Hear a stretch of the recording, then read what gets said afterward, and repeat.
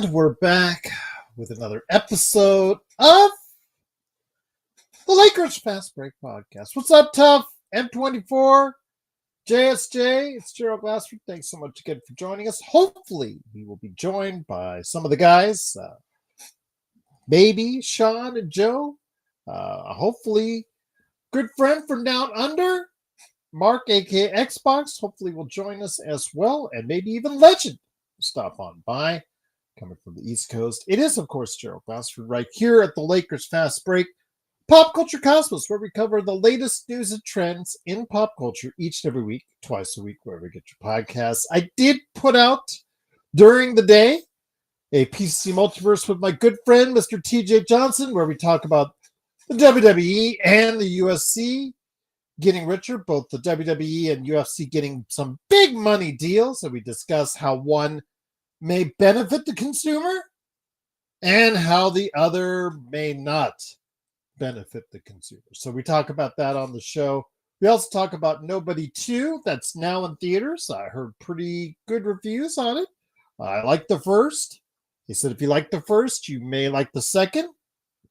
And we talk a lot of video games, including Madden 2026 and more.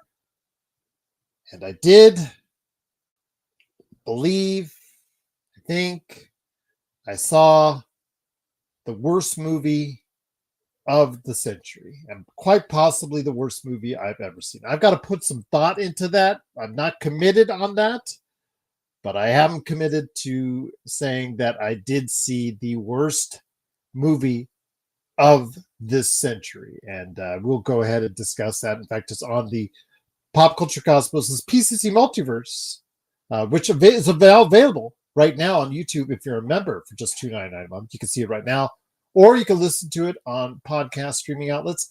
And tomorrow it'll be available on the Pop Culture Cosmos YouTube page as well. Yes, I changed it up because the subject matter of the starting five, we'll discuss that on the weekend, because Legend, he might come on tonight. So for Legend and for also my good friend, Mr. Xbox, those guys said they were going to come on tonight. And if that's the case, I thought we'd go ahead and switch it up to something they are more familiar with, or they might be able to discuss a little bit more freely with the situations going on with players that they're interested in for the restricted free agency. So we switched up. But we will be discussing the starting five here later this weekend as well. So, of course, go ahead and check out the Pop Culture Cosmos. Truly appreciate you joining us again. It is, of course, Gerald Glassford. We will be hopefully getting some guys here on in a few minutes discussing the restricted free agents, and can any of them possibly eventually be on the Lakers or help the Lakers? Is Kuminga good at defense? I think it's a matter of commitment. The athleticism is there, Thameless. Is he committed? And that's the thing I wanted to go ahead and discuss. Legend hopefully will be able to join us because he is a big supporter and very knowledgeable on the Golden State Warriors. He understands what's going on with that drama right now with the organization going back and forth. It was reported earlier today that they were back at the negotiating table. Kuminga has obviously been very upset how this has been dragged out. Rumors have it that he might just take the 1 year contract and just say, you know what, I'm out of here at the end of the season, or if he gets traded before then. So we'll have to see what happens with that continued drama and scenario. But if that's the case and he decides to get a in case of Monopoly, a get out of jail early free card, then what happens then? Is he going to be available for the Lakers because they'll have plenty of cap space next summer? Would he be a potential target? Would Josh Giddey, who is one of Xbox's favorite players that's out there, is Josh Giddey someone that the Lakers might be interested in? I'm not so sure of that one because I don't think it's a real good fit alongside Luka, but I want to hear his thoughts, and hopefully he'll stop on by to go ahead and talk about that. Dirk Mania, how you doing? Great to have you here. Does Reeds deserve $40 million? No, I don't think he does. But I was having a conversation the other day, Dirk, is with one of our audio listeners, and I truly appreciate everyone out there that does catch us on all the audio waves out there, the podcast outlets that include Spotify and Apple Podcasts. I do want to say thank you to them for being a great backbone of what we do here at the Lakers Fast Break. I do want to say that again, I did have comments back and forth with B. Schultz. B. Schultz writing. It was great to hear his thoughts. He thinks that there's nothing wrong with AR being a sixth man, and I agree. I think that AR is probably, and Joe and I have talked about this on the show, that he is best suited on a championship team, most likely coming off the bench as a sixth man. But monetarily, Dirk, you're right. It wants to be a starter. And if he has another 25-5 season and even a halfway decent playoffs, he is going to ask for between $30 and $40 million a year. That's what he's going to ask. If I was his agent, that's what I would ask for him. I'm not saying I would give that if I was the Lakers on the other side, because I wouldn't.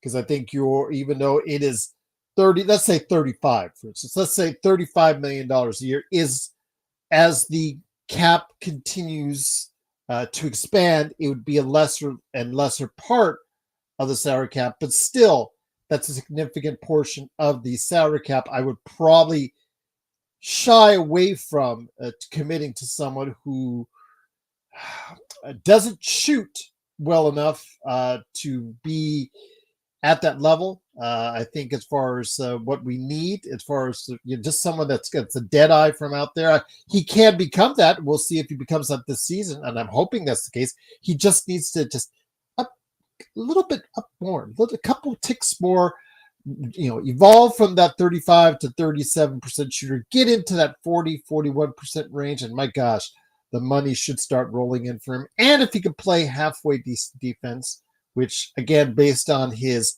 athletic limitations, which is part of the reason why he was undrafted, I would probably lean against that as far as committing to that kind of money. But we will wait and see what his future lays out there, Dirk. But that's a good question indeed.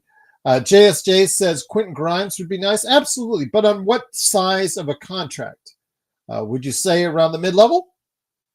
If it's the way he played at this, the latter half of the season for the Philadelphia 76ers, absolutely. That would be a really, really prized deal as far as get him in the teens, as far as $12 to $15 million, if he could sign him for something like that.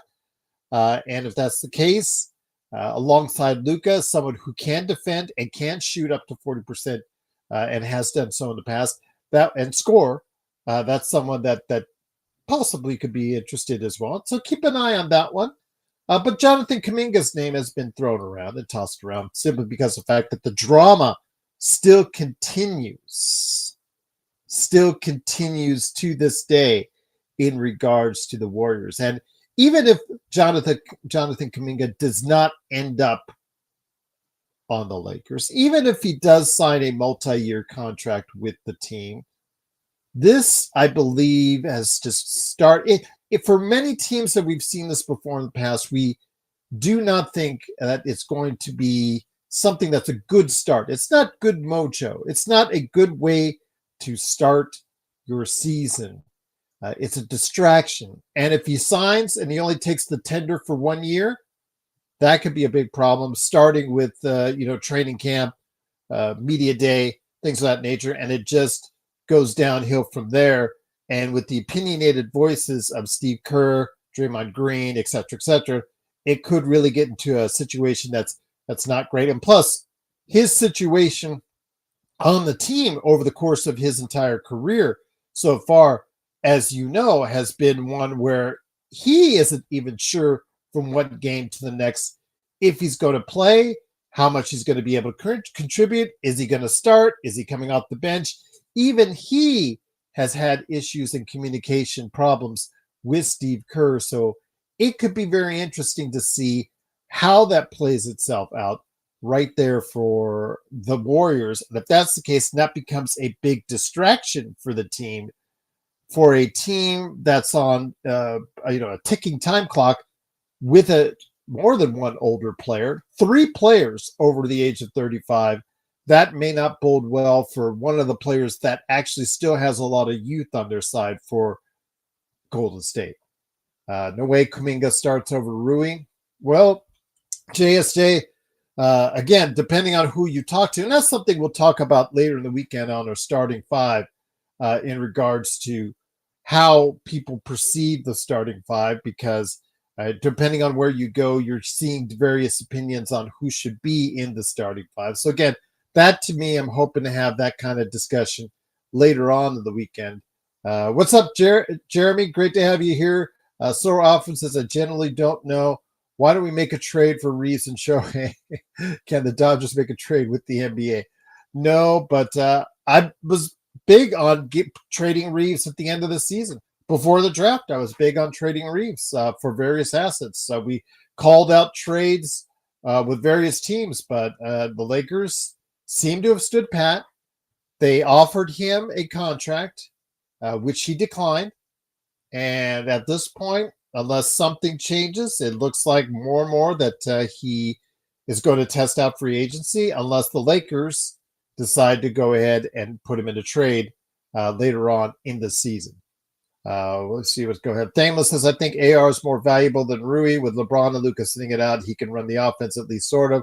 Rui can't do that. This is a general valuation sense, maybe not in the Lakers. Yeah, he is more valuable than Rui, but with Rui and Reeves, how far are you willing to go for these guys? These guys are rotation players.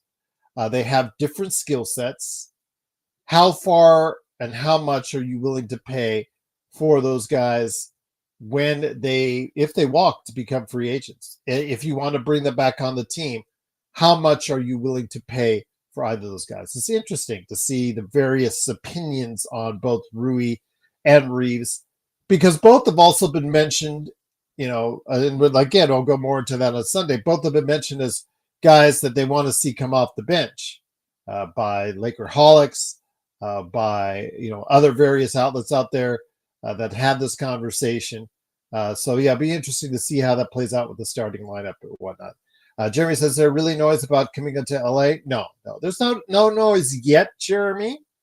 But again, if he only takes the 1-year tender, Jeremy, from Golden State, that may speed up the timeline for him being moved off the team as a malcontent into somewhere else. Or if they keep him on the team and he signs the 1-year tender, he becomes a free agent.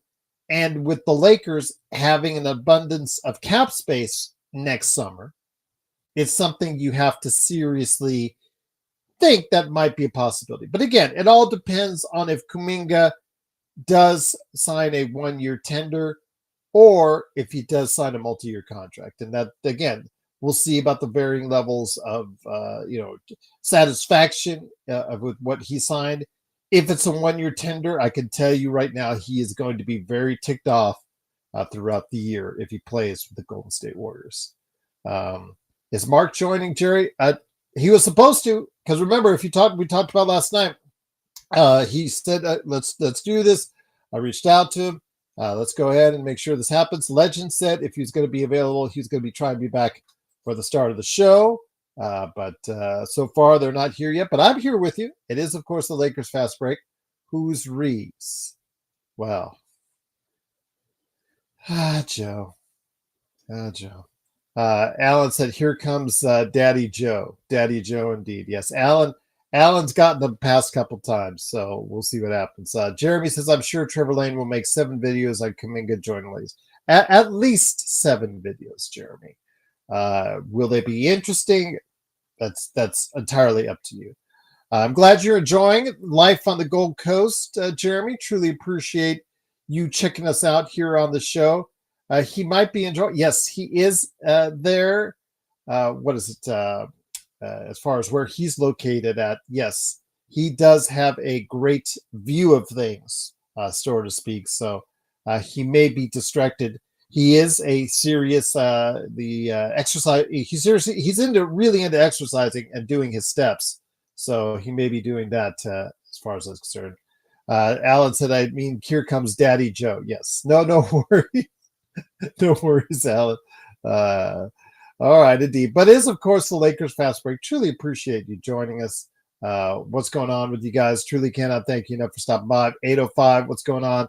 M24, want to say about what the other day about The Walking Dead. It's just The Walking Dead. I'm kind of just like, it's AMC just to me is just, wringing out the every last bit they can out of it. I can't say I blame them, but I'd like to see something fresh in the TWD universe. I think a lot of people left after Negan, and then after, as far as Rick Grimes, the character being taken off for years because, Andrew Lincoln decided to leave the show. So it's just it just doesn't have that je ne sais quoi that it once did to many of us out there. So Sorrel said, Sorrel Alpha says, what's your opinion on MPJ? Very expensive. His opinions as of late. The one about school and a cat, I really didn't get. I just thought that was kind of weird. Now he's talking a little bit about gambling, which is kind of ironic because if you know the situation with his brother, who no longer plays in the NBA because of gambling issues. Yeah, I just would focus in on playing well for Brooklyn and also getting that big paycheck that he has. But yeah, he is well overpaid, in my opinion, at this point in time. That's what Denver thought. Denver signed him to a contract based on what they thought he could do as far as his skill set. He helped them bring a championship. He provided that at that point in time, but his game really never progressed either on either side of the ball beyond what he could do shooting wise. His back issues, I'm sure, is also a concern to Denver, but he is overpriced, which is part of the reason why they did the deal for Cam Johnson, a guy who probably could fill a lot of the same role that MPJ did, maybe play a little bit better defense than MPJ did and do it at half the price. So I really think that was a great move by Denver, in my opinion. They also were able to add a lot to the bench and because of it, which should make their team stronger and should be very formidable to the Lakers, as we talked about on the schedule show last night. So definitely looking forward to seeing how that's going to work out. But yeah, I would not be interested in trading for MPJ unless you attached a whole bunch of draft picks to it. Jeremy said, I attempted to watch Happy Gilmore 2. I lasted 10 minutes. Yeah, it's not good, Jeremy. I sat through it, but yeah, it's not good. Yeah. Happy Gilmore 2. I can't recommend it at all. But it's not the worst movie of the century. No, you have to watch the if you're a member, you can watch the PC Multiverse now. You can listen to it on podcast outlets, or you can go ahead and check it out on the Pop Culture Cosmos YouTube page tomorrow. I did see a movie worse than Happy Gilmore 2. Alan says, Gerald still said it without there with pause. It's Daddy Joe. Yes. Joe's, I guess, unavailable again, but still unavailable in the chat. So it is what it is. JY says, Jeannie sticking around for governor can help or hinder the organization. I would say it's a hindrance, JY, because I don't know the relationship between Walter and Jeannie as far as how much faith he puts into her running the day-to-day operations. So, and the fact that it's going to be an awkward situation. So let's say, JY, you own the business and I come by and I buy the business from you, but yet you said you wanted to still run the business going forward. So I spent a lot of money for this business I bought from you, yet you're still controlling the day-to-day operations. Now, Joe and others think that, Mark Walter, whatever he's going to do, as soon as day one, he's going to be able to see it, his vision, no matter who's sitting in the governor's seat. And I just think it's awkward. It provides too much unclarity for me. It's very awkward situation to have her there, just like it was in Boston and just like it was in Dallas with Mark Cuban. So I just think that situation has to clear itself.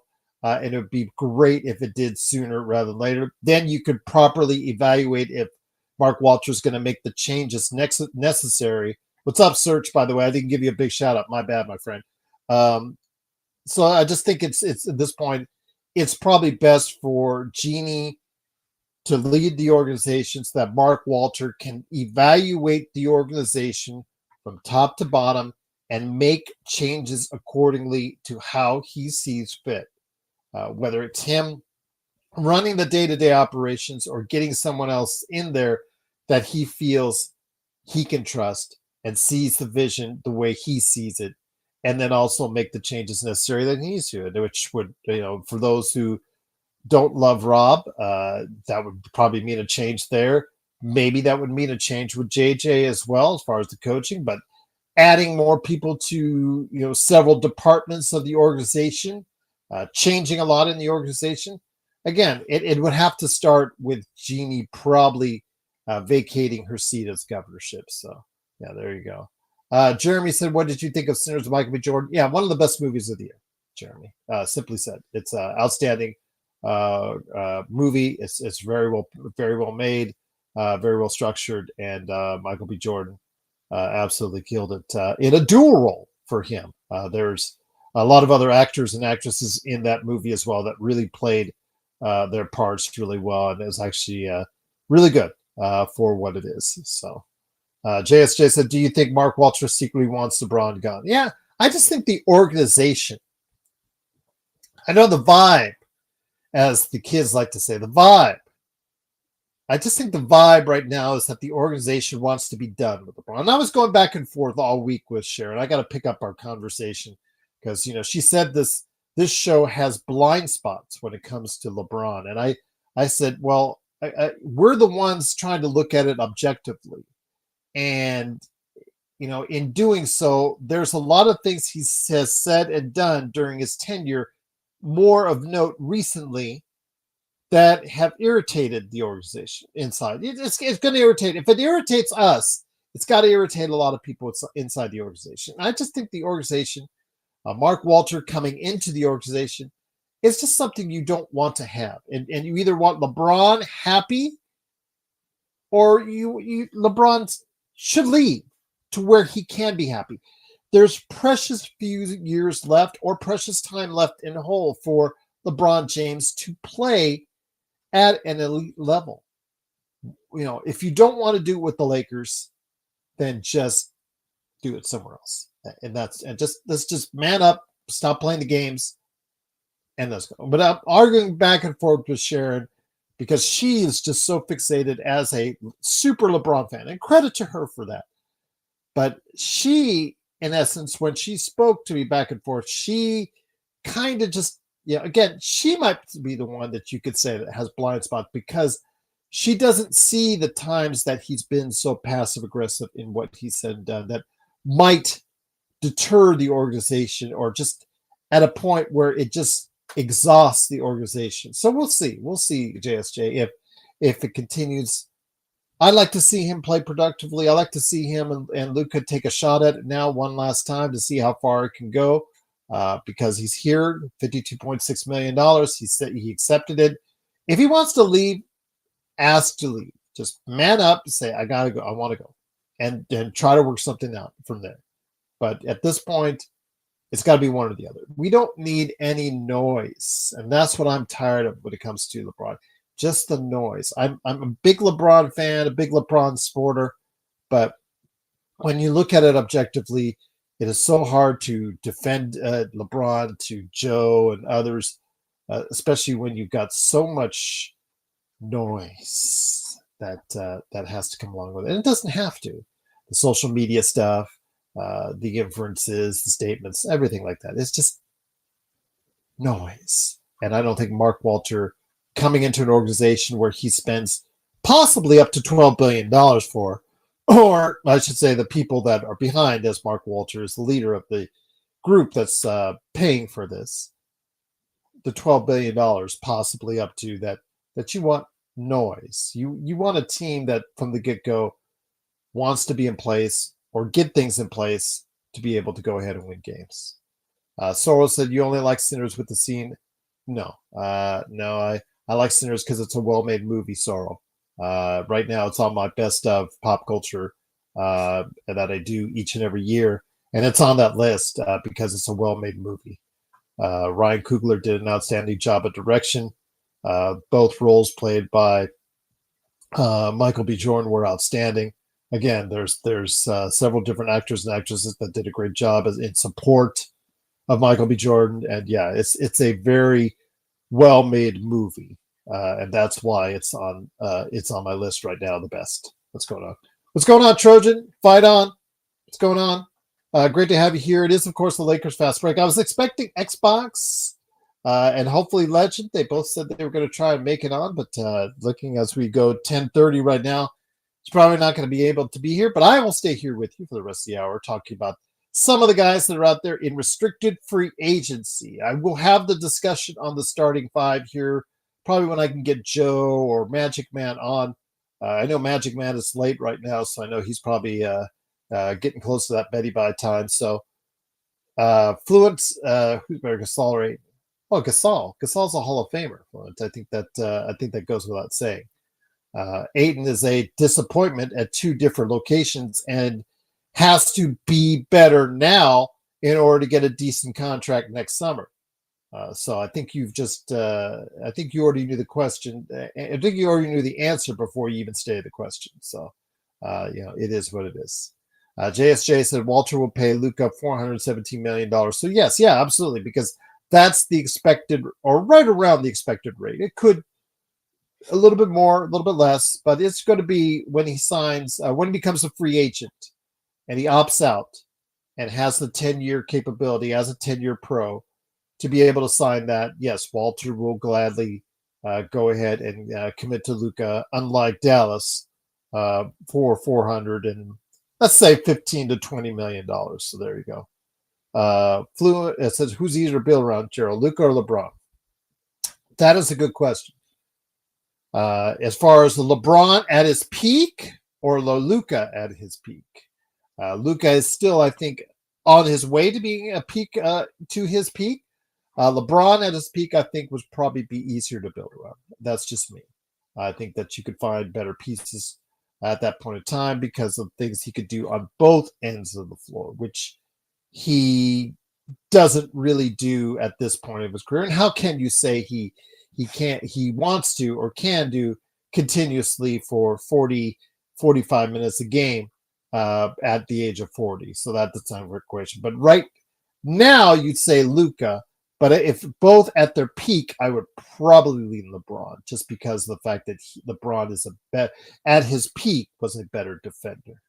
The experiment Joe says it's like what Sean Grice always says: a day in the sun is 9 times. Okay, whatever. Nameless says LeBron prime or LeBron now. Yeah, that's LeBron now. LeBron now. That's not. Yeah, you have to build around Luka. That's not in question. But at their peak, I would probably say LeBron. There you go. You guys are killing it on the chat today. Clooney was a bad cast, but the movie is good. Jeremy says, Jerry, did you like From Dusk Till Dawn? I love. Yeah, that one's a good one. I did like it. As far as the movie is concerned, yes, I enjoyed it. I think the Rodriguez Tarantino combination has yielded or did yield a lot of successful ventures in the 90s and early 2000s. Go watch Death Proof as well. I really like Death Proof. That the two movies that like the old days at the drive-in, they had two movies together. Death Proof, I think, was the better one of the two. But yeah, Rodriguez and Tarantino getting together, it's been a fruitful relationship between those two, as far as I'm concerned. And despite the fact Tarantino's not a great actor and he didn't do a great job in From Dusk Till Dawn, just those two working together in that capacity as far as writing, directing, etc. It's always a great time to see. But El Mariachi is one of my favorite Robert Rodriguez movies, and I just want to put that out there. Yes, he killed it. Yeah, Free Smoke, absolutely killed it. Kurt Russell killed it in Death Proof as as the stunt guy. So yeah, it was absolutely cool. Henry, what's up, my friend? Great to have you here. It is, of course, a Lakers fast break. Now, if there's other restricted free agents who may also want to just have the 1-year tender, then that could be interesting for the Lakers. So I know you guys like Day'Ron Sharpe. And then also as well, Cameron Thomas in Brooklyn.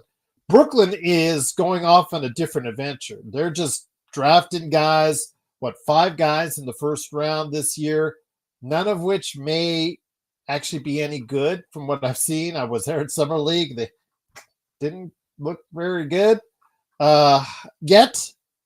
It's early, but they don't want to be very good. They want to be able to have a high draft choice next year. So that may mean that Cam Thomas, and also as well Day'Ron Sharpe may only get Stuntman Mike. That's correct. Cam Thomas and also as well Day'Ron Sharpe may be available sooner than we think. And Cam Thomas, a scorer. Is he an elite shooter? No, but he is definitely a top of line scorer. I don't know if people see him coming off the bench on a good team. That's a possibility there. But I don't think he sees himself as a guy coming off the bench for a good team. So that's the dilemma that you have. How much do you commit to a guy like that? And Day'Ron Sharpe, I know you guys like him as a backup. He is a little shorter at 6'9", but he does rebound the ball pretty good.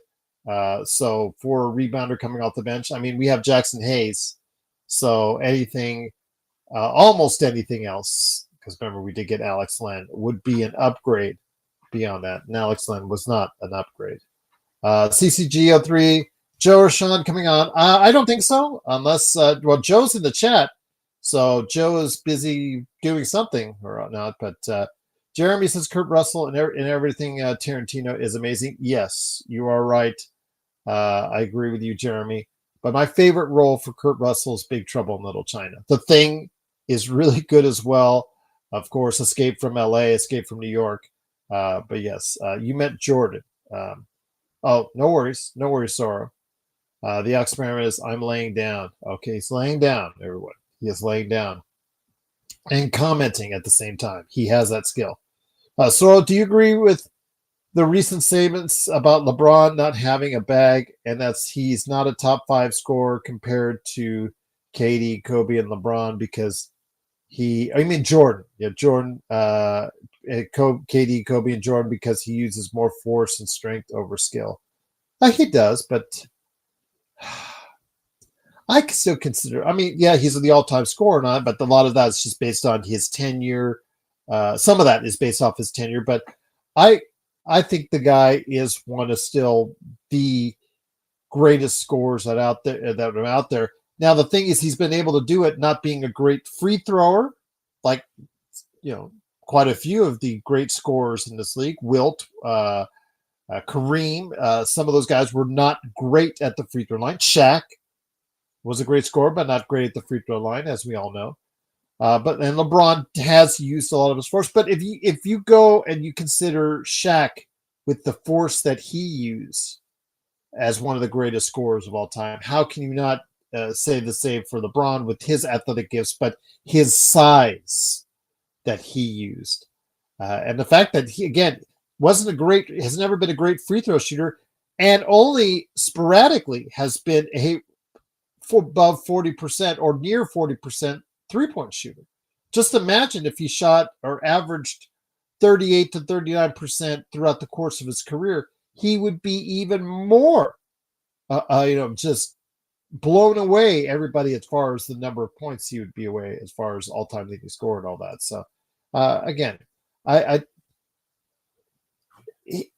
Damo says it doesn't matter how LeBron does it. He's been a scoring champion. He's the all-time scorer. Good enough. I'm also impressed with his three-point shooting improvement. Yes, it's still a little up and down, but yes, it is better at this stage of his career, leading back to the Miami years where it was really efficient then for a brief period of time. But yes, I do consider him one of the greatest scorers of all time. Yes, Jeremy says Joe sleeping and also commenting in the chat. True talent. Look up, scroll up on your while you're lying down, Joe. Scroll up, and you'll see the question that was put out there on that in regards to LeBron being an all-time scorer. Did Shaq ever hit a three? Now, that is a good question. I think I'll look at that up as far as for you guys out there, and I'll see if he ever hit a three. My guess is no, but I'm going to find out for sure on Basketball Reference. Yes, he did, because he does have a 3-point field goal percentage career-wise. It's at a whopping 4%, Jeremy. So, yes, he has hit a three. He has hit a three. Dirk Mania says LeBron can be the leader in scoring, but I'll still take Dirk, Kobe. Dirk, you know what? Dirk had such a beautiful game, Dirk. I know you're a big supporter of Dirk and Dallas and whatnot. I can't disagree with you. Dirk was so beautiful to watch, and at his peak before the injuries got to him, such an elite scorer. He and Kevin Durant, to me, I think have a lot of similarities, although Kevin, I think, was a little bit better, stretching it out a little further. But the mid-range game, Dirk was one of the best all-time at that. Just that turnaround jumper that he had, just so skilled of a player. And yes, like you said, great footwork. Absolutely. Just cannot say enough good things about Dirk Nowitzki. And again, one of the best foreign players ever that will ever play the game. Henry says, Gerald, what tips do you have about being a great father? Well, I talk to my kids. Have continual conversations with your kids. Have patience, Henry. They'll do things that are going to make you mad, but you have to keep calm and understand what age they are, what their development cycle is, and where you are at. You have to understand that you have to keep calm and instead of disciplining all the time, use them as teaching tools. Help them to understand right from wrong. Help them to understand bad from good, and help them to understand so that they can grow as individuals. And talk to them, constantly talk to them. Even if you're busy with life, doing stuff, doing all the things, and I know you're very busy, and we've talked in the past. Make sure you take time to speak to your kids. Even if you're driving with them in the car, make sure you want to be an active part of their lives. And I think you'll do okay. I really think you'll do okay. Said, yeah, Joe's coming on for you guys. So JSJ says, I want Joe to come on. Okay. Dirk Betty says, if I need a bucket, I'm not going to LeBron over Kobe or Dirk or MJ. Okay. All right. Yeah, it's, again, everybody has a different preference on that. I mean, MJ, I think is, and I've said it on the show, like Joe, MJ is, to me, the greatest player of all time. I wish he would have been in the Lakers uniform, but he wasn't. But sorry, John, as much as I would say, and I have said that if I were to go in the lab and create the player that had with all the best attributes, or like if you were in a D&D game and you were just doing like the numbers, it would come out to someone that's like LeBron: size, strength, ability, athleticism, things of that nature. It would come out LeBron. But the best player of all time that I've visually seen is Michael Jordan. There again, the way he was playing, the attention, the things he did, the way his competitiveness is, as we see with Kobe, we saw with Kobe later on. It's just Jordan for me, and it's not slouching off or not sliding LeBron or Kobe or anybody else. It's just, to me, Jordan, and it's just, I saw it, I lived through it. The Jordan rules were there for a reason. Teams were actively focused on trying to stop with 2-3 players at a time on Jordan. And to me, that just, again, I've not seen anything like that since, even to the levels of Kobe and or LeBron. And I don't think those two are right there in that conversation on the top 5 players of all time, but I think Jordan still nudges ahead of them both. Dirk says, who's better downhill threat, Gerald, Giannis or LeBron? Both prime. Giannis is so fast as far as from the free throw line to the basket. Have you guys noticed that? He's just so quick when he makes a decision. But fast break, there's nothing like it. LeBron on the fast break is nothing like it. And here's the guy getting off his bed or getting off the couch to go ahead and join us for just a few. It is, of course, Mr. Joe Soro. Joe, glad to have you here. This was the time that Mark said he would be available. I don't know where Xbox is, so shame on him. But I'm glad to have you here, my friend. But I wanted to ask, okay, if with the Warriors having their drama, uh, that one could get really ugly, Joe. If he does the 1 year tender, that's a pissed off dude. He could be moved by the end of the season, but he'll be a free agent. I'm not going to say that the Lakers would target him in free agency, but man, with all the cap space that they can have in 26, there's a possibility that Kuminga might be someone that they look at. No. I didn't say you and I would look at him strongly, but I mean, Lakers are going to start preparing for the next star to come to LA. Okay. And we don't really know if there's going to be a demand yet. We anticipate that it might happen soon. Uh-huh. And if it's not soon, at least it'll be within the next year or so. The Lakers will have a lot of room to sign players at the end of this coming year. They will be in a very good position. Number one, they have Luka there. The other is they have a new ownership that's going to come in that has the resources behind the scenes to make sure that they have everything they need to go after that prize and build this thing the way it needs to be. Kumingas of the world are not going to be an option with the way it's structured right now. I just don't see the benefit there. He's a good role player. That's it. The Lakers have enough role players already on the team. They need one more star once LeBron leaves. All right. Another name that's out there that was mentioned by JSJ, Quentin Grimes. If he does a 1 year tender, is that someone that was still only be in his mid-20s, someone who played very well at the end of the season? Could he be a good fit alongside Luka in upcoming seasons? I think a lot of these guys would be fine with playing with Luka, but you can't really build this team where it needs to go without the pillars. Uh-huh. And Rui and Austin are not pillars. They are they're the paint on the pillars. Uh-huh. And if Austin is your second highest paid player next year, you are not going to compete for a championship. So unless you have something ready to go not too long after, if you quote unquote sign Austin, because we keep hearing that, and I'm not buying it. Agent talk, agent leaks is all that is.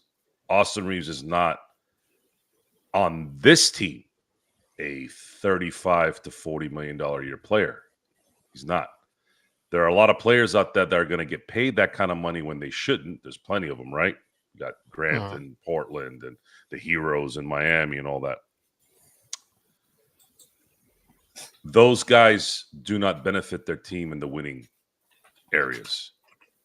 We've seen enough of that. The Lakers are not going to go that route. There's no way with the new ownership coming in that's how they're going to operate. If Austin wants to stay in LA, in my view, you let him test the market and then you let him come back. Well, what did you get, Austin? Well, I got a 4-year, 30 per deal. Not bad. If the Lakers don't have a second star on the team by then, you're going to have to let him go. They may pay him 30, but if it's 35, I just don't. I don't want to pay him 30. I'll pay him 25 max. That's how I feel. And Jovan Buha, according to Soro Alpha, says that he could be, or it reports, and I've heard these same reports, that up to 35 or 40 minutes that he'll ask for. But I agree with you. Yeah, I'm not asking paying is him one that thing. much. Yeah, asking is one thing, and we've already been through this before. I already heard this the first time he got his contract. Everyone got their panties in a bunch, worrying about you better pay Austin $25 million a year. No, he got 14 million. That was what he was worth. That was the perfect signing at that number. He's gotten a little bit better, and he's worthy of a 20 to $25 million contract because he is available and he does play well in the regular season. It would help him to play better in the playoffs, but even if he plays well in the playoffs, he's not a second guy. He's not a third guy even. He's a fourth guy at best. Are you going to pay your fourth guy $35 to $40 million? No, not in an apron era. Maybe if you had baseball economics, sure. Why not? Mark Walters has the money, but you don't have that in the NBA. You cannot pay Austin Reeves $35 to $40 million, and he's your second best paid player on this team. They won't win. If they want to pay him that money and they've got a 2 and a 3, God bless you. Go ahead and do it. But that's not going to happen likely. The league is really trying to get this thing at a cap at two stars per team at best. And then having a bunch of depth.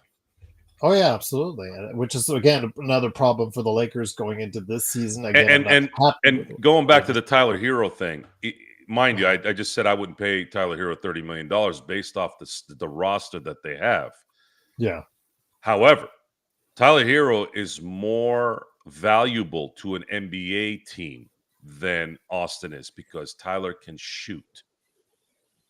In this era, being able to shoot has a lot of value. Austin cannot really shoot on a consistent basis. So to me, Tyler is a more valuable player on a team versus Austin. Because he can just get that closer. He's at 37.7 overall last season. Again, that's it's a little bit of improvement. Rui hit 40% from 3, but he's not a shooter either, though. Those two are not shooters. Tyler Hero's a shooter. There's a difference. Just because you're hitting well from 3 doesn't mean you're a shooter. They're just not. They're not going to be those guys that are going to drop 6, 7 threes every once. That's a hard. He averaged 7 threes a game last season. Austin. Rui? Austin. And how many did he make? 3 of them, right? He made 3. Yes. Yeah, that's not enough. He needs to be making 4. Okay. To justify his value there. Rui sounds year small. It averaged, sounds yeah. It sounds small, but 4 I used to use this example a long time ago where Michael Jordan, for the longest time, I think his Washington stint ruined it, but Michael was, I think, at 50% field goal percentage for his career until he played for Washington. Or it might have been his last year in Chicago. I'd have to look. So that dipped him under 50%. He's got a career field goal percentage of 49%. Kobe was always at 45, and then it dipped to 44.9. That's just one shot missed every game. It sounds like it's minimal, but you have to add it up over time. And in Austin's case, not making that extra 3-point shot will likely in my view, takes him out of the 35-40 range. And the timing isn't right with what the Lakers are putting together right now either. If they had their second star and they felt, you know what, Austin maybe improved. Let's say Austin improves this year and plays well in the playoffs, and they feel, you know what, this guy can definitely be the 3. Then yeah, but I just don't see it. I don't. He's just not athletically gifted enough to be a third on a team. and he's not that good of a shooter. I don't think he'll ever will be a really great shooter. There's a chance. There's always a chance. If Brook Lopez can become a defensive stalwart and hit threes 10 years into his career, anything's possible, but it's not likely. Okay. But with Rui, last 2 years, 41 and 42%, Joe. If he gets the ball, if he gets more touches, if he gets more open looks with a healthy Luka right there, if he ups it to 7 attempts a game from the 4 he was taking last season, if he ups his output from 13 points to 17 points, let's say, does that make things a little bit more palpable for you if he can maintain that 41%? Rui is not, he makes 1 3-point shot essentially a game. He's not a shooter, right? And his game doesn't necessarily go through screens and get separation so I can shoot on the run, which is something that a Luka Doncic team, a LeBron orchestrated team would need.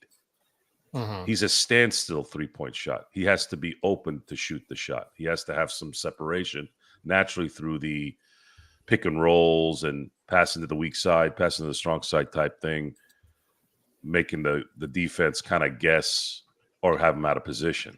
He's not that guy that's going to create his own shot typically. He has to have an offense that allows him the separation and the room to shoot. And then at that point, he may be good enough, but he makes 1 3-point shot on the average game. It's just not enough. 1.7, I think it is. Soro Alpha, I still don't see it. If you want to put it in the chat, the link in the chat, I apologize if you can, or send it to me at LakersFastBreak@yahoo.com. But I don't see anything on my Twitter on notifications or anything on that as far as for me then. So I apologize on that. If you can, again, you can send it to me, LakersFastBreak@yahoo.com. And then also as well, you can go ahead and just put in the chat because I do have a tab up right there. I know people keep mentioning Reeves turning down the extension. It's a smart move, by the way. It is. But in this discussion about now you need to trade him. Okay. How? How are you going to trade him? For what? Who's going to want Austin Reeves that bad and then sign him to an extension? And why? And by the way, what are they going to send you? They're not going to send a better player to LA for Austin Reeves. So how do you trade him and improve the team? You'd have to give the other team, who likely has a player that isn't working somewhere and is maybe even demanding a trade, and then you still have to give them some draft capital, which you don't really have much of substance. There is no trading Austin Reeves unless somebody demands to come to LA or a star or a better player has to be moved.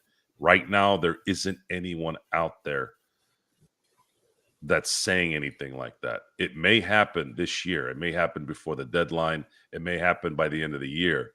But as of right now, there isn't a way to trade Austin to better the team. Well, again, those options, a lot we talked about and went back and forth on before the draft, and I think those options were there before the draft. But now, like you said, with most of these rosters set, unless there's a Karl Anthony Towns trade that's going to happen right as training camp is going to begin, I don't see big movement. Although, again, we've got a full month and a half before training camp begins, so maybe that means somebody will get an itchy trigger finger and decide to make some movement, which could surprise everybody out of everywhere. So, it could come out of nowhere and see, just boom like that. But I think most of these rosters are set. You only see little tweaks. And I mean, Haywood Highsmith, Miami did a salary dump with Brooklyn on that. You might see little things like that for the most part. But outside of a surprise big trade that no one sees coming, I don't see much in the way. But the restricted free agents are interesting, Joe, especially Kuminga's, because if this Kuminga deal drags itself out and he's forced to take the 1 year tender, or he says, you know what, screw it, I'm just going to go ahead and take the 1 year tender and just give them the finger at the end of the year to the entire Golden State Warriors organization, then that could become an interesting thing as far as him being a free agent out there looking for a new deal. And if Rob's still in charge, it's the kind of player that could provide some interest for Rob. But I agree with you. If that's the case, he probably would be signed to more money than you probably want to commit to. No, Kuminga must be a boring offseason in the NBA to keep talking about Kuminga. Kuminga is in the same area of the Austin Reeves and the Rui Hachimuras. Good role players that are best off the bench on a title run, on a title team. That's it. There's nothing else. If you're good enough, if you're good enough to play the way you think you are playing, or the worth, you would play. The NBA has very, very little talent. You only have approximately only 450 NBA players on the planet. And 90% of those guys, if not maybe 95%, don't really impact very much in terms of winning. You have to be a astronomically next level player to do that. A Kevin Durant, a Steph Curry, a LeBron James, a Luka Doncic. Those guys just don't exist very much. Everyone else is either a very, very good player, or a good player, or a rotational player, or a roster filler. That's it. 5%. And that's actually probably too much. It's probably closer to probably 2 or 3%. So, and you got to remember, Soro Alpha, and thank you, by the way. I did get the email. I did look at the tweet. It was the originator of it was Kurt Heelan of NBA, NBCSports.com, talking about the Tyler Hero contract comparisons. But Joe, if he has another 25-5 season, then I think he will probably ask for more of that, because I got to remember Hero's contract was signed the previous season, which by then in the summer will be 2 seasons. Just by the sheer fact that there's been 2 seasons of distance, I think he'll ask for more than Hero money if he has another season like this one, his last one, Joe, which again, for me, is more than what I'm willing to pay for a guy with his limitations. Hero could be a third guy on a title team because of his shooting ability. And if it's a 4-year deal for $40 million, let's say, because he's getting paid 31, somewhere in the low 30s the next couple of years. Yeah. You have a guy that can really is hitting his prime. This is a guy that was a lottery pick and really played well out the gate. He played pretty well as a rookie coming out, right? Yes, but then it kind of faded a little happens. bit. That happened because Miami, unfortunately, they didn't really. The East puffed up the Miami Heat more than they were really that good. They made it to the finals twice, but they had no business being in the finals, really. A lot of those teams, the team in 2020, let's say Milwaukee should have probably went. They didn't. They kind of bowed out early, right? When they went in 2023, that should have been the Celtics year, right? They bowed out. Tyler Hero, his value right now is he's about to hit his prime. He's going to be going into his 7th season, and he can shoot. And if you have a team that's created to open space for shooters, i.e. a LeBron orchestrated team, a Luka orchestrated team, his value goes up even more because he's going to get open shots because you can't double team Tyler Hero. You're going to get smoked by Luka Doncic, and you're going to get smoked by very likely whoever is with him there. Do you guys remember hearing something about Tyler Hero going to Dallas when Luka was still there? I think so. I Yeah. think there was So that I remember hearing that, and I was like, "Wow, that is exactly what that team needed." Now they needed the guys up front too, but imagine Kyrie, a guy like Kyrie with Luka. It doesn't have to be. I'm talking about the impact, the star. It doesn't have to be exactly like Kyrie. I'm just saying, if you have somebody like Kyrie and Luka, and then you have Hero as the third guy, that's where you're going to be able to really take advantage of his skill set. He will have value. He will have value, and someone could pay him $40 million if the timing is right and the structure is right on whatever title team they're orchestrating. Well, Joe, he's an unrestricted free agent in 27-28, and he'll be only 28 years old. And I'm not Hero will look for some money. Again, if Hero will get 40 million plus at this point. So I haven't mentioned Hero. There's going to be a lot of guys that are going to be available in 2027 in their current setup if they don't sign any extensions. If you asked me what would be your perfect summer in 2027, my perfect summer, and I'm going to say my perfect summer and my realistic summer. Perfect summer would be Jokic testing free agency in 2027 and the Lakers getting him and Tyler Hero.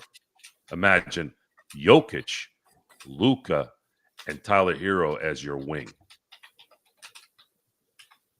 Yeah.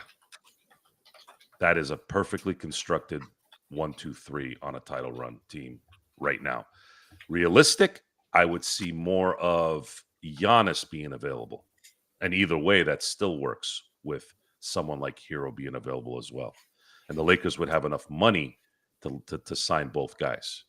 Because when Miami was better, Joe, Hero didn't have that large role. It was last year that he had to increase his role because Bam disappointed. You know the drama with Butler. So the team looked to Hero to pick up a lot of that slack, and he did. And I think he really did a good job on it. But that you saw the result as far as their overall placement. I mean, they lost 10 in a row at one point in time. They barely made it into the play-in. So I don't know if, as you said, Dirk, him as your number one is the best option for a winning team. But as a guy that can get you buckets when you need to, as a number 3 guy, a number 4 guy, or even like a 2A or 2B type player, if you have 3 guys that you can really play in, that he could really count for something and get you some buckets when you need it the most. But yeah, it's something really that I think people want to look into, because his career, he'll be at his peak. He'll be at his age of 28 the summer. He becomes an unrestricted free agent. So keep an eye on that one. No, absolutely. No, that's something you have to keep your eye on, because this guy has won a Sixth Man of the Year award. This man has been an all-star, and he's essentially gotten better every year. Last year, played in NBA Finals. Yes, and he played well too. Last year, he ran into a little bit of a injury bug, but he still scored more than he did the year before that. He has improved essentially every year that he's been in the league, and he was an all-star last year. I mean, anytime you make an all-star team in the NBA, you are very, very good. There's only 12 spots per conference. So go back to that number again. You have 450 NBA players on the planet, and then you're one of 12 guys, one of 24 guys that make the all-star team. That is an elite group. You might not be the elite player, but that's an elite group to be in. And he's young, and he could still maybe improve. And he's not a 40% three-point shooter either. However, he shoots almost 9 a game and makes almost 3.5 on the average threes a game. That's huge. That's double what Rui does. So imagine that extra 6 points that a player, a third star on your team, is making every game. That means that's a lot of points that you can rely on every game. 6 points is a lot every game difference. The perfect summer is Jokic and Tyler Hero. Should things stay the way they are? Not likely, but let's say it does. I likely would be Giannis testing and coming to LA and then signing Hero as well. Either of those would work, and the Lakers would have a hell of a setup at that point that they can build around and really start adding the depth on top of that, which they will, which they would. Yeah. It's exciting. I'm not going to lie. I know it's going to take a minute, but imagine this. God willing, we're still on here, right? I mean, I try to live in the moment, but I also, I feel like I'm not gonna go anywhere either. I don't see any issues, right? I go to the doctor every year and I check my blood and do all that. I work out, but I'm thinking in the next 5 years, and 5 years goes by like a blink of an eye. Everybody knows this. I don't see how the Lakers don't have a chance at winning a couple championships in the next 5 years. I think that's a very, very, very realistic thing to look at. Wanted to go ahead and mention what Anthony said earlier in the chat. Reeves forgot where he came from. He's undrafted and has business turning down the Lakers. All I'll say is this, Anthony. In fairness to, we got to remember the player. Yes, there is a sense of loyalty that we think that Reeves should earn. Caruso going up through that. Remember, he offered to sign and re-sign with the Lakers at a hometown discount. The thing is, though, with the difference between Caruso and I guess what you want to say is with Reeves, it's Reeves. This will be, Joe, his one chance at a big number contract because he's already 27, 26, 27, 28. He'll be 28, I believe. Let me go ahead and check to make sure his invalidate his age, but he probably will have only one chance to get he's 27 right now. Next year, next May, right around Memorial Day weekend, he'll be 28. So he'll be 28 going out into the world of free agency next summer. I believe he has only one chance to get a multi-year big money deal. Because after that, it's going to be, he'll be on the decline at 32 or 33. And then those paydays aren't going to be looking as sweet as that. So I'm not going to fault the kid because if it's his one chance to finally get something that's life-changing money, I understand the $90 million that the Lakers offered is also life-changing money. But what if you felt like you had a lot more to get on the table, Joe? I mean, it's just what would happen if we were in those situations? You know what I'm saying?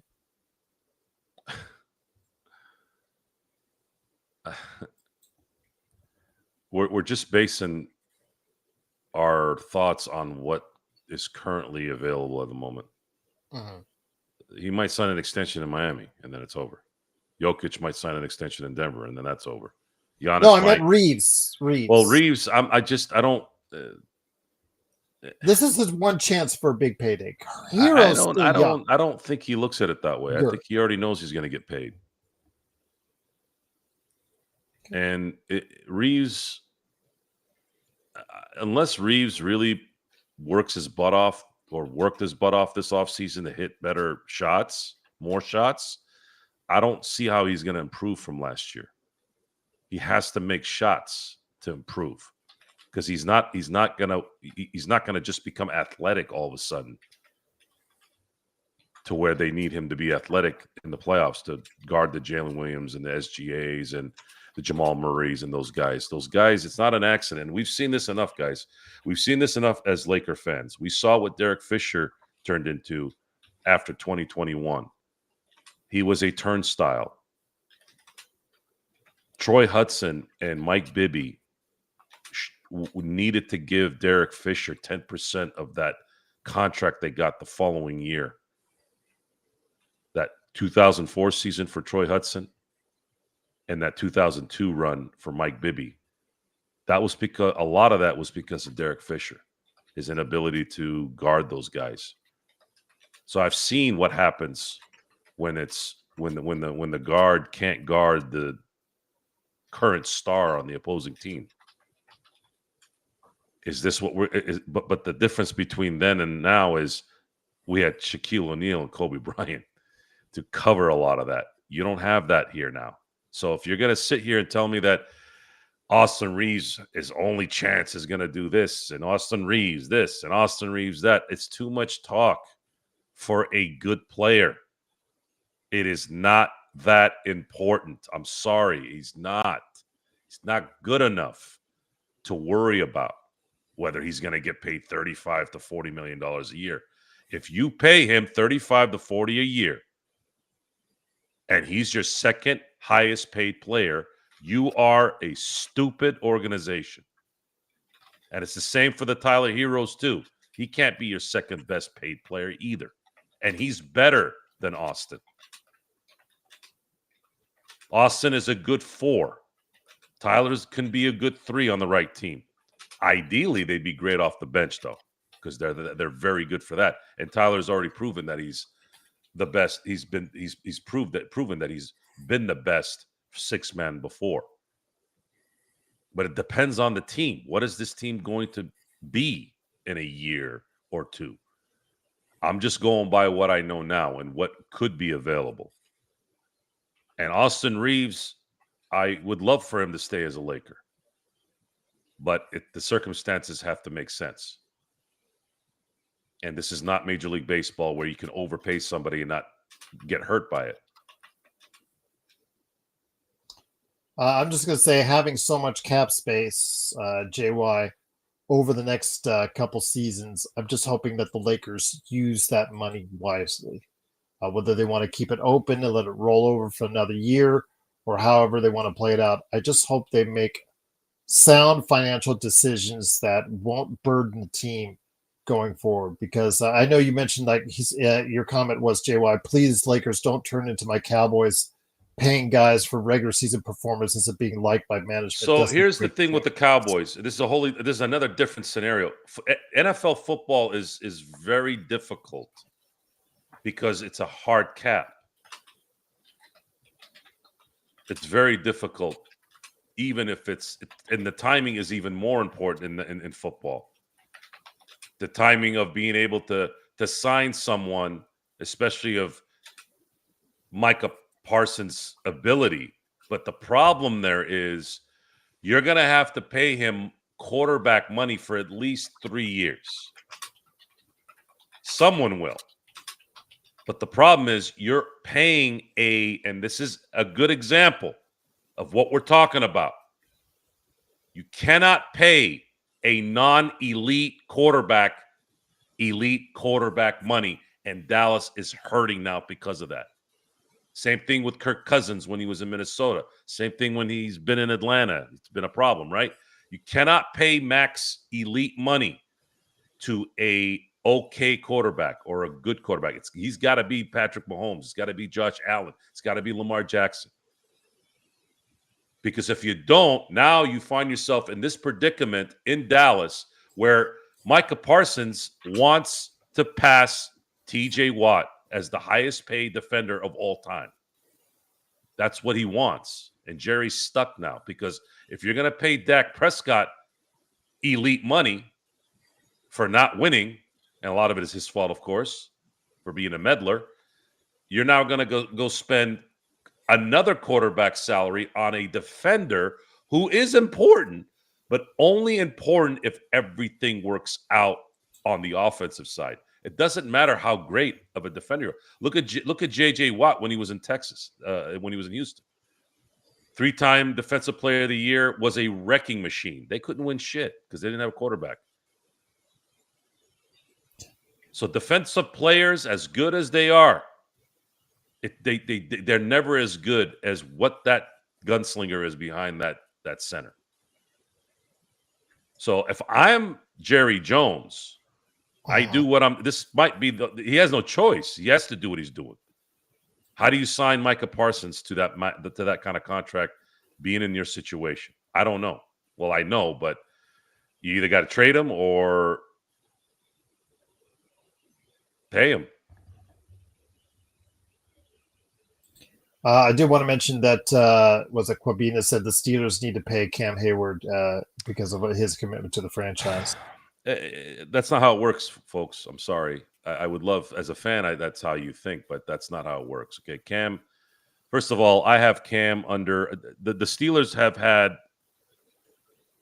legendary defenses. No other team on the planet in football has had more defensive units better than the Steelers. They've had several years where they had some of the best units. So because of that, I have to put two sets of defensive, let's say defensive linemen in Pittsburgh. There was a time where they ran the 4-3 during the Steel Curtain era, and then they became a 3-4 team in the 80s. So I have them separate. The Steel Curtain guys, or I should say the 4-3 guys. You have Ernie Stotner, Joe Green, Dwight White, and L.C. Greenwood. That's the all-time four. The 3-4 guys, Cam is one of those guys. Cam Hayward, Aaron Smith, and, of course, Big Snack Casey Hampton as the all-time guys. So I have a lot of love for Cam Hayward. He is an all-time first-team 3-4 defensive tackle in Steeler history. And that's a long time, guys. We're talking about 40 years. But the problem there is, will it matter? And is he too long in the tooth? Now, they can probably get away with it a little bit because they're not paying a elite quarterback elite money. So there's a chance that'll happen. But if the Steelers had a Ben Roethlisberger, this wouldn't even be a discussion. Cam would have been gone by now.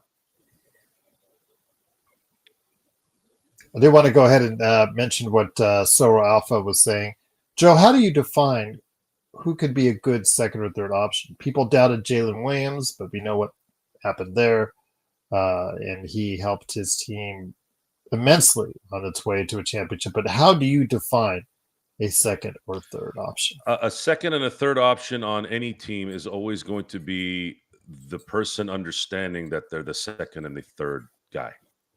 When they embrace that, that's where the chemistry forms well. And in sports, a lot of times ego can get in the way. There was a video. I'm glad you asked that question because I saw this video literally yesterday. Timing's perfect. So Kobe Bryant, and I had never heard this. I was in stitches when I was watching it. Kobe said they were so methodical when he was winning, when like the second repeat team. He goes, they were so methodical at that time. They would pay attention to the guy that was due an extension versus the guy that got the max contract. And you know what they would do? They would double team the guy that's wanting the extension because it would piss him off. He can't get off. He can't score, right? He can't. I'm trying to get my extension here and I got to play well. So they would double team that guy and create rifts with the guy that did sign the extension.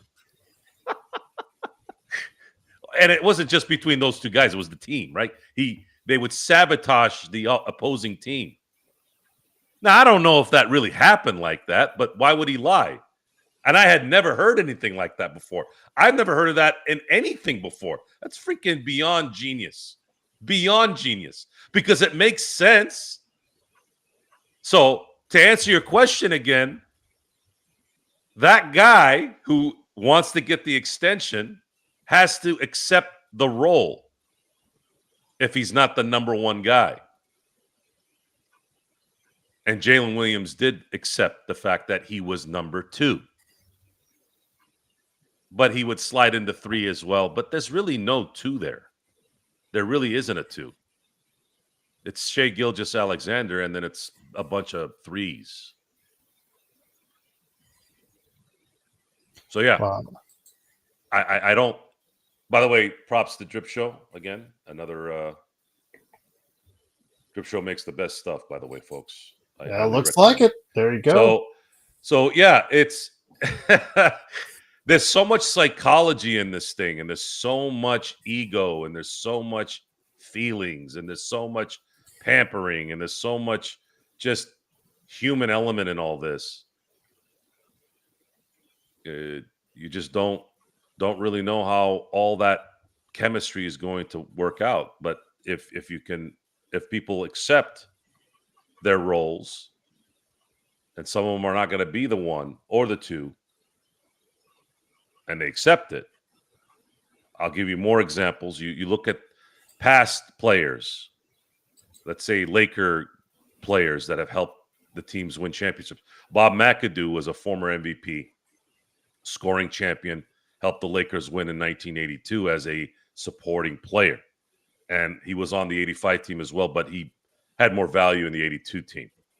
Michael Thompson, first pick overall by the Portland Trailblazers, was supposed to be the next great center.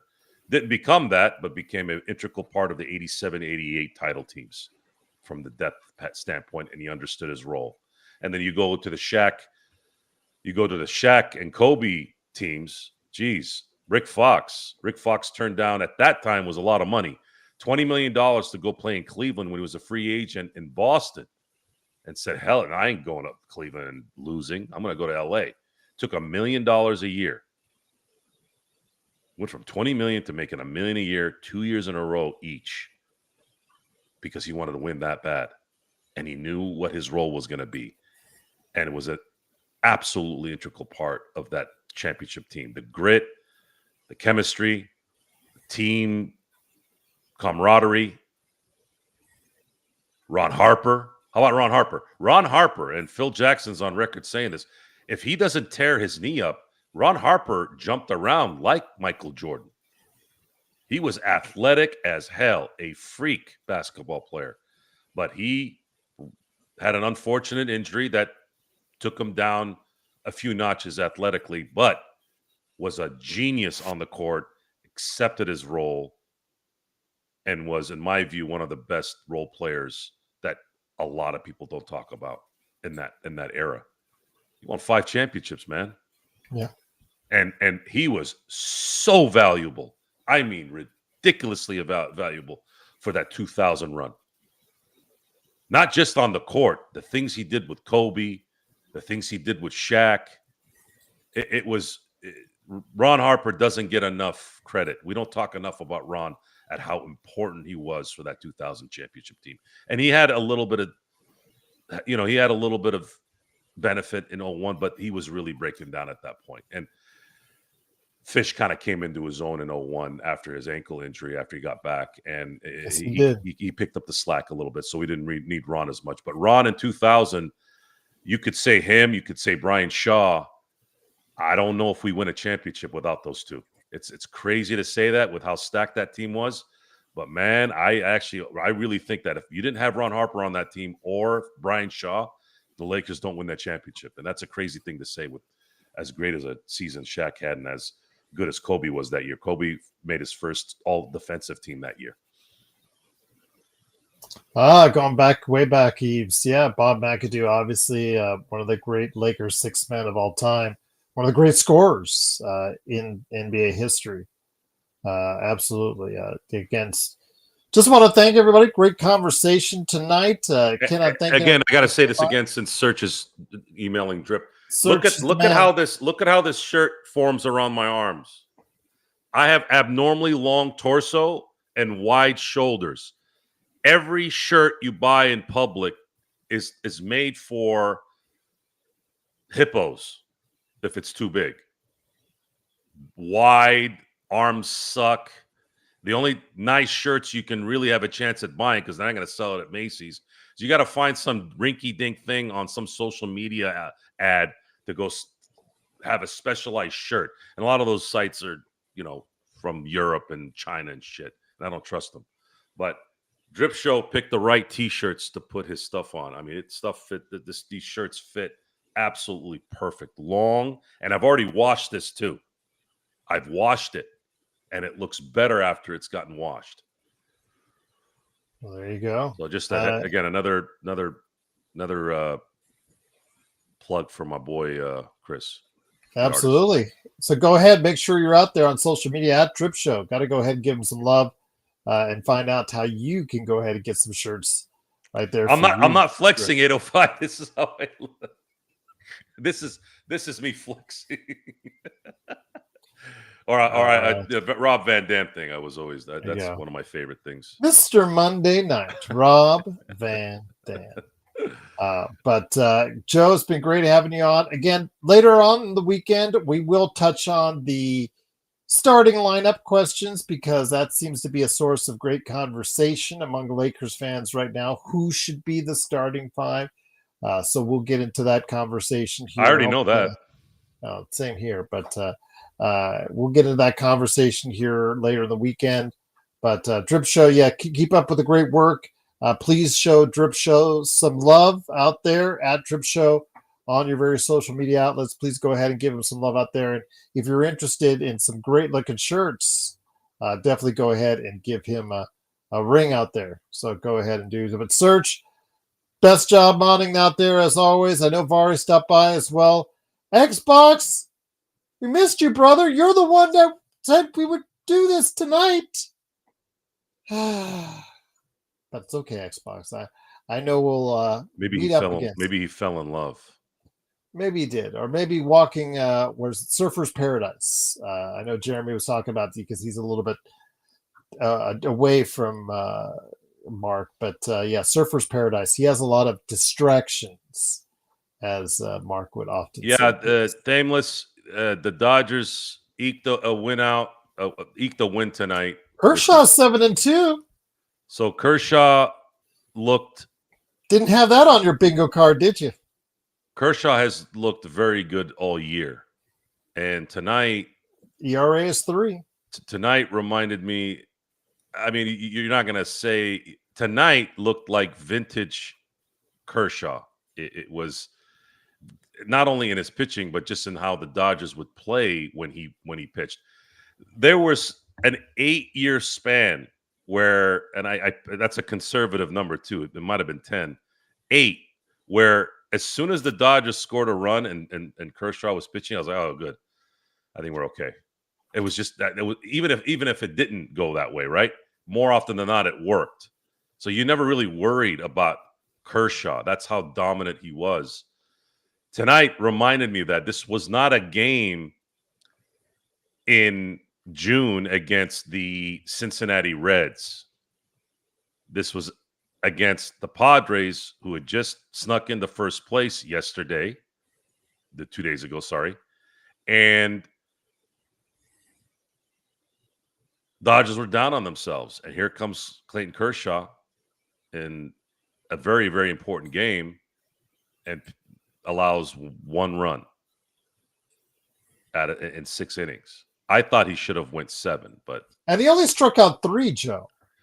He was pretty damn dominant tonight, considering he wasn't striking people out. That's a pretty amazing night to have without the strikeouts, because Kershaw's a strikeout guy. He was pinpointing accurately where he wanted to throw. He was Greg Maddux. He's Greg Maddux, and really Kershaw can pitch. Kershaw may be able to pitch another 5 years if he wants to. Whether that happens or not, that's a story for another time. But I was very happy to see Kershaw. This was probably one of the first times I'd seen him in a while where he really pitched like vintage Kershaw in a really tight, important game. It's been a while. And the bullpen was still kind of shaky. Vesia got kind of wild there, hitting a couple batters, but I thought he got hosed on the Tatis non-swing that should have been a swing. But the Dodgers have an interesting week here. And I have said this, and I'm going to continue to say it. You have to sweep the Padres this weekend because you're going to play the Colorado Rockies for 4 games before you go back to San Diego. So if you want to get out of your funk, you really want to get out of your funk and start getting comfortable, you're going to have to get out of this series here this Sunday, up 2 games, and you better whoop the Rockies the next 4 games. The Rockies was the last team they played where they swept them in a series. You got to sweep the Rockies because I believe they'll at least get a couple games more after that. So if you go into San Diego next week and you're up 4 games because you swept the Padres this weekend and you got a couple games against the Rockies, while they were winning and losing or whatever. Now you can bury those guys. Now, if you win 2 out of the next 3 in San Diego, you're up 5 games again going into September. And I think at that point, I think they can probably get back on a little bit of a normal run and start to think clearly on what's coming next. So we'll definitely see what happens with the Dodgers this weekend. And we will come back with the Lakers fast break, probably at the tail end. I don't know what happened with the Lakerholics. They were talking about sometimes Saturday They're afternoon old. and just kind of just floated away. They're old and on dope. Yes. It's dope and old don't mix, folks.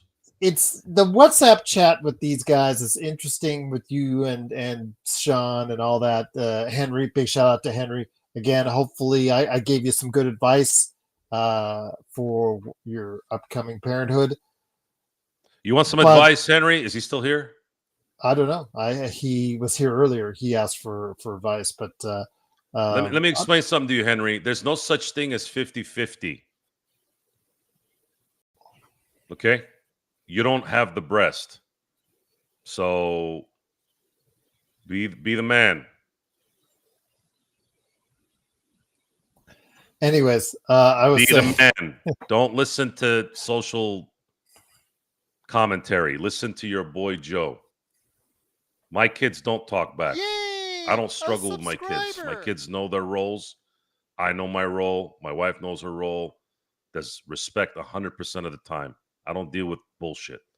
It might be just because that's my personality and my kids understand it, but I feel that most people can create that environment, and you got to start early. So you're going to have this kid, teach him early. Respect and execute. And Sports Baby, the exact opposite. Get some sleep now, Henry, because you won't once that baby is born. And I'll just leave it at that. But again, patience is going to be a key. My retort to that, Henry, is give me a call. There you go. But it is, of course, the Lakers fast break. Truly appreciate you joining us. Dodgers, again, key series with the Padres going on this weekend. So hopefully we will go ahead and see some victories for the Dodgers. And leading into, hopefully, will be a cupcake series against the Colorado Rockies. So we'll see. But thank you, Eves, for subscribing. Truly appreciate you joining us. Again, we will be here over the course of the weekend. The Lakerholics crew on their text chain, yeah, it just kind of died. So I'm assuming that's a no for now. So then Joe and I will save your weekend, your Lakers weekend. We'll stop by Sunday night then and do our normal Sunday night thing to get you started. Or if you can't watch it, I'll have it available for your Monday morning drive as well. So, Joe, any last thoughts, my friend, before we head on out? No. Okay. All right. Well, again, Serge, outstanding job as always. Guy, when you drop Old Town Mall and Del Amo Mall, that was just crazy. That was awesome. Good times. Remember those places very well, deep in my heart, especially Old Town Mall. Del Amo Mall, it is what it still is in Torrance. But yeah, Old Town Mall was the best. A lot of fun there, a lot of good times. But again, great to have you here, Serge, the mod father that you are. Truly appreciate you joining us. Again, we'll be back the weekend to make sure you're okay. We'll talk about starting fives. So you guys sit down, think about who you think is your starting five. We'll go ahead and talk about it on the Sunday night show. So for Joe Sorrell, it's me, Joe Glassford. Please like and subscribe and make sure you're a part of Joe Sorrell Experiment and his channel, and then my channel as well, right here at the Lakers podcast. Sports Baby, you're harsh. But then again, he's harsh to you.